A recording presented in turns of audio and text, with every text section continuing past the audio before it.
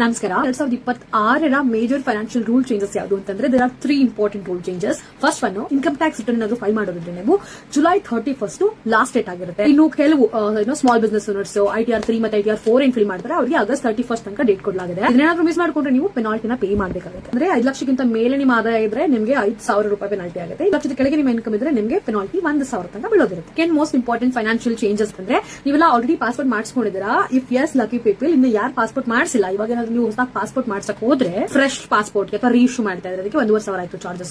ಇವಾಗ ಅದೇ 2,500 ಆಗಿದೆ. ತತ್ಕಾಲ್ ಪಾಸ್ಪೋರ್ಟ್ ಮಾಡಿಸಬೇಕು ಅಂತಂದ್ರೆ ಅದರ ಚಾರ್ಜಸ್ ಇವಾಗ 5,000 ಆಗುತ್ತೆ. 4 ವರ್ಷ ಆದ್ಮೇಲಿಂದ ಆಪರೇಷನಲ್ ಕಾಸ್ಟ್ ಇದೆಲ್ಲವನ್ನ ಗಮನದಲ್ಲಿ ಇಟ್ಕೊಂಡು ಇದನ್ನ ಇನ್ಕ್ರೀಸ್ ಮಾಡಿದರೆ ಜುಲೈ 1ರಿಂದಾನೇ ಇದು ಎಫೆಕ್ಟಿವ್ ಆಗುತ್ತೆ. ಥರ್ಡ್ ಮೋಸ್ಟ್ ಇಂಪಾರ್ಟೆಂಟ್ ಥಿಂಗ್ ಏನಂತಂದ್ರೆ ಆಧಾರ್ ಏನಾದ್ರು ಇಮೇಲ್ ಅಪ್ಡೇಟ್ ಮಾಡಕ್ಕೆ ನಾವು UIDAI ಆಪ್ ಏನಿದೆ, unique identification authority of India ಏನ್ ಮೊಬೈಲ್ ಆಪ್ ಇದು, ಇದರಲ್ಲಿ 75 ರೂಪೀಸ್ ಚಾರ್ಜ್ ಮಾಡ್ತಾ ಇದ್ರು ನಮಗೆ ಇಮೇಲ್ ಅಪ್ಡೇಟ್ ಮಾಡ್ಲಿಕ್ಕೆ.